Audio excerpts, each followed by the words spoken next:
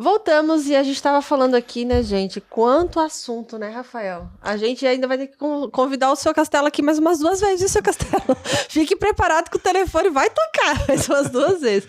Mas e aí, Rafael, o que você queria perguntar para ele agora? Nas pesquisas que a gente foi realizar para fazer a pauta aqui da entrevista, surgiu um termo muito interessante que eu fiquei curioso: umbigo de bezerro. Eu queria que você explicasse um pouquinho sobre isso. Olha, Rafael, é muito importante essa sua pergunta. Eu abordei vários assuntos, era uma coisa que eu gostaria de falar mesmo, mas passei meio batido. Qual que é a importância desse cuidado com o umbigo do bezerro? É de suma importância o bezerro recém-nascido, o pecuarista se preocupar com esses cuidados. Então, qual que é o cuidado que a gente tem que ter com todos os bezerros que nascem? A desinfecção do cordão umbilical. Porque o cordão umbilical é a porta de entrada para diversos tipos de bactérias. Essa desinfecção pode ser feita de diversas maneiras. Você pode usar produtos tipo um Lepicide, tipo um Bicura, são nomes comerciais que eu estou falando, líquidos, sprays, iodo a 10% também você pode utilizar, mas aí você tem que usar o iodo em vidro. Então, se você vai fazer isso em animal de corte, fica difícil. Manusear vidrinho com iodo e tal. Mas se eu tenho uma vaquinha de leite, eu tenho um bezerrinho lá, eu posso usar o iodo, certo? Eu posso até cortar, se o umbigo estiver muito comprido, 3 dedos abaixo, é lógico, para eu fazer esse corte, eu tenho que ter uma tesoura esterilizada, limpa, vai ser difícil. Dentro de um curral, o cara está com tudo limpinho, às vezes vai cortar o cordão e está contaminando. Então, só se o cordão umbilical estiver muito comprido, aí a gente tem que cortar um pedaço dele. Se não, você desinfeta porque ele vai secar e vai cair. Se houver uma infecção, a mosca pousar e botar ovos e formar uma bicheira, uma miíase naquele ponto, o que vai acontecer? Vai haver uma infecção desse cordão. E essa infecção ela tem que ser tratada com antibióticos.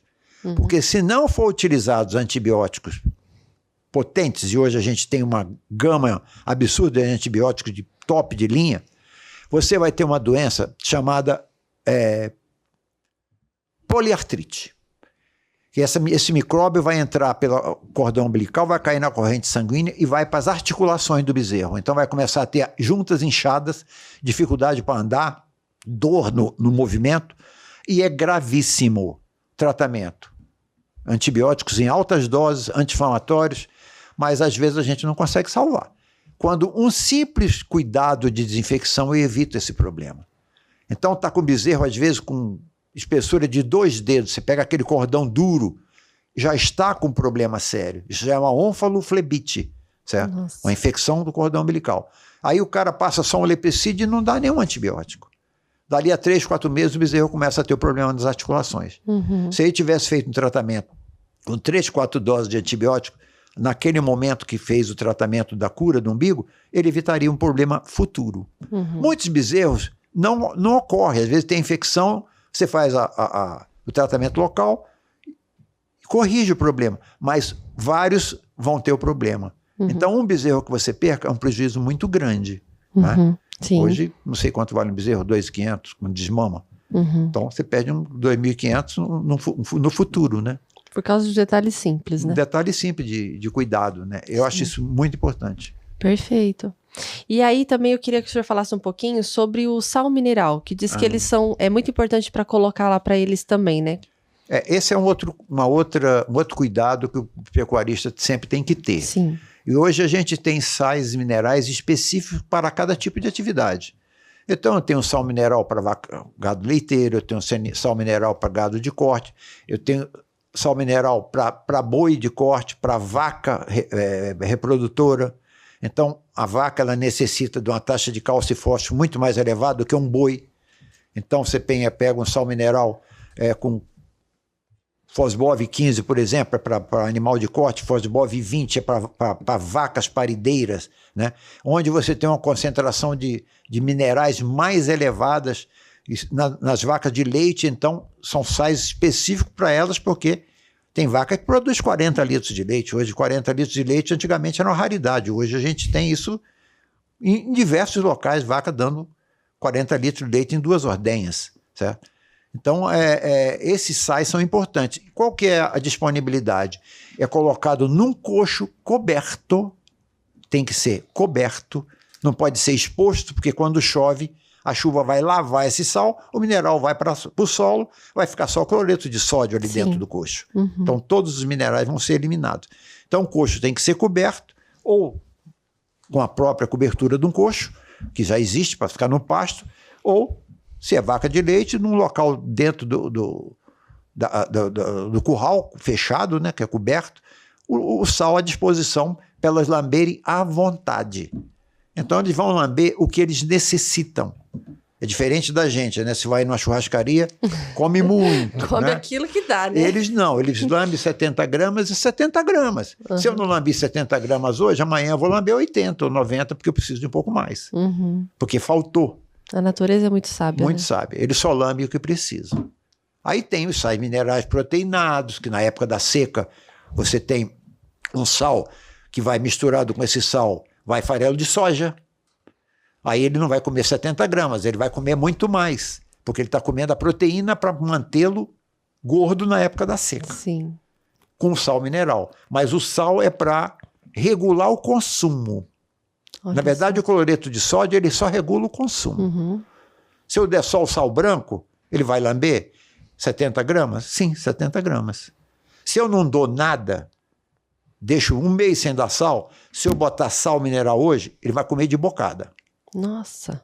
Ele vai comer 250 gramas. Porque o organismo dele está Porque em ele falta. tá necessidade. Ou então vai começar a procurar o que no pasto? Osso. Para comer osso, para absorver o cálcio dos ossos. Aí ele pega um osso de uma vaca, de um animal que morreu contaminado com botulismo, por Meu exemplo. pai. Eu não falei dessa vacina aqui, mas existe a vacina de botulismo também, que é muito importante. Sim. Raiva também, né? Sim. Mas tudo bem. Mas tá, joia, tem muita coisa, né? Tem Tá, muito bastante assunto. coisa. Você nesse mundo agro que a gente está vivendo hoje em dia, né? Em geral mesmo, a tecnologia está ajudando em muitos aspectos, né? Na parte de bovino mesmo, tem também uma facilidade com a tecnologia? Nossa, tem muita coisa. Vou te passar a minha experiência lá para trás, só para você ter uma ideia. Eu fiz um curso para fazer diagnóstico de gestação. Eu queria me especializar nessa área de ginecologia. E eu fui para a Lagoa da Serra, fiquei um período na Lagoa da Serra, lá, acho que um mês, fazendo a parte, como é que funcionava a parte de manuseio de sêmen, aquelas coisas todas. Depois eu fiquei um período saindo com veterinário e aprendendo a fazer diagnóstico de gestação. Naquele tempo era na mão. Sim. Nossa. Era no tatô. Só que eu peguei um cara, muita gente fina, que ele me ensinou todos os macetes. Olha só. Todos os pulos do gato, vamos dizer assim, sabe? E eu falei, ó, legal. Saí dali, aquele tempo a fazenda do Cambuí aqui tinha 5.000 vacas. Nossa. Aí eu cheguei pro gerente dela, naquela época era o doutor Hugo Prata, um zootecnista famosíssimo de Minas. Falei, Hugo, eu fiz um teste, eu fiz um curso agora, eu quero aprender a fazer diagnóstico de gestação. Você não quer fazer nas suas 5.000 vacas? E eles tinham estação de monta, sabe? Você tinha um período que a vaca ficava com touro, depois se separava. Eu falei assim, ó, legal. Eu falei, é uma coisa interessante. Quanto você vai me cobrar? Eu falei, não vou te cobrar nada esse Também ano. o senhor já estava pensando em usar ali como um laboratório, né? Eu falei, quanto você vai me cobrar? Eu falei, não vou te cobrar nada, não. Eu quero só treinar. Ah, legal, então vamos marcar. Aí eu fui fazer 5.000 vacas. Meu Deus. Tem um detalhe muito interessante nessa história. Eu comecei fazendo 300, 350, 400 vacas no dia, sabe? Porque eu tinha que tomar bastante cuidado. Aí eu estava tocando assim, de repente entrou uma vaca que eu enfiei a mão, eu não achava nada. Eu falei, que é isso, meu Deus do céu? Que é isso? O que está acontecendo aqui? Procurava a cervix, né? Não achava a cervix, não achava nada. Falava assim, eu acho que abortou. Vazia. Porque eu dava prenha, vazia. Sim. Prenha, vazia. E esse gado era todo... Tinha ficha, tinha número, era tudo controlado. Sim. Aí, de repente, eu falei, para mim não tem bezerro aqui dentro, vazia. Aí foi, tocava, daqui a pouco entrava outra igualzinha. Falei, estranho.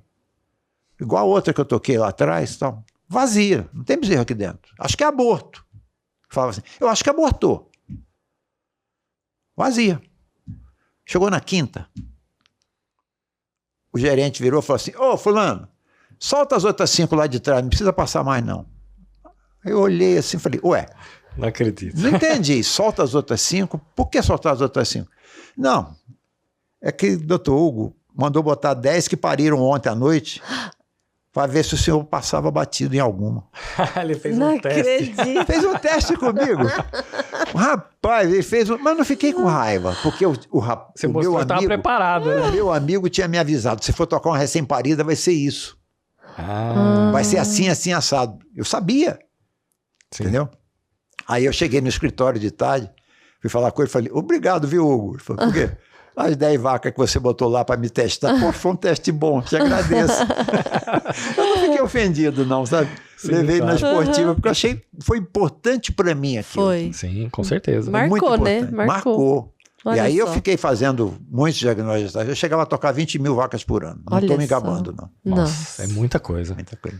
A hora que você falou 350 por dia, eu já achei... Nossa, é muita vaga. A média era 600. 600 por dia? Nossa, seu 600. Castelo. É muita coisa mesmo. Eu ia perguntar quais as principais lições que o senhor aprendeu ao longo desses 50 anos, então. Ai. São tantas, né? São tantas, né? Eu não sei nem se eu consigo relembrar, mas foi muita coisa que eu aprendi. E o que deixaria de mensagem para esses novos que estão chegando aí?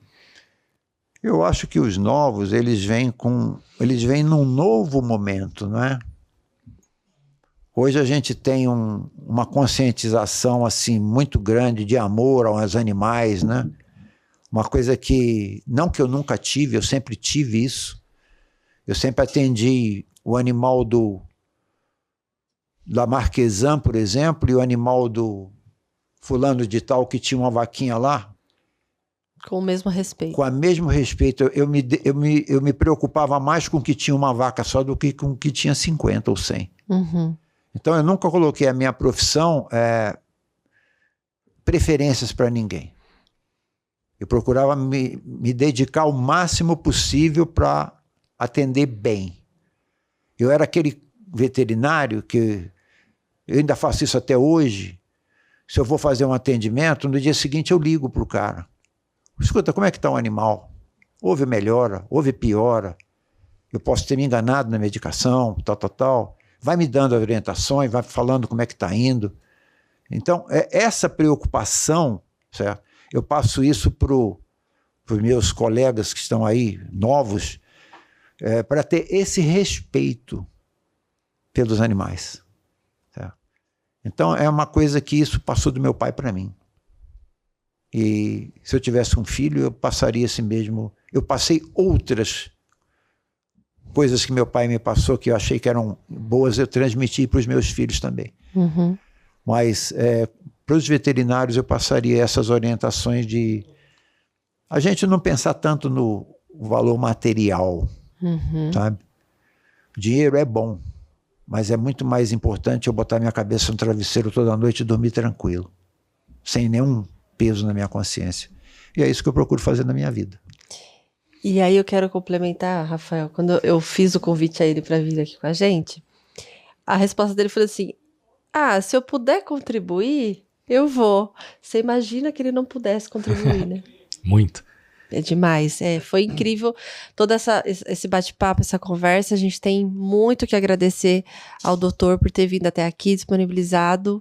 Eu tô muito emocionada de ter conhecido uma história assim fantástica como a do senhor. Muito obrigada, viu, por ter aceitado e ter vindo aqui. Eu quero agradecer também, quero aproveitar e te dar um presente, que é o Sim. boné Made in Agro. O boné que Made in legal. Agro. Eu sempre uso, viu? Então, depois se o senhor tirar a fotinha com ela, me manda lá no WhatsApp, que a gente coloca aqui depois. E eu queria o pessoal- deixar no ar aqui já um convite para uma próxima data, se você autorizar, aceitar, e também, de repente, falar com nossos telespectadores, para eles enviarem perguntas, Isso, dúvidas, isso. e a gente poder tirar aqui no ar. Com Tá certeza. joia. É lógico que tem muita coisa que eu não vou saber, né? Mas eu digo que hoje se tem a facilidade que eu não tive, que é a internet, né? Né? Hoje você entra no Google, você digita se você quer saber uma coisa, você de mastite em bovinos, em vacas, aparece tudo. certo?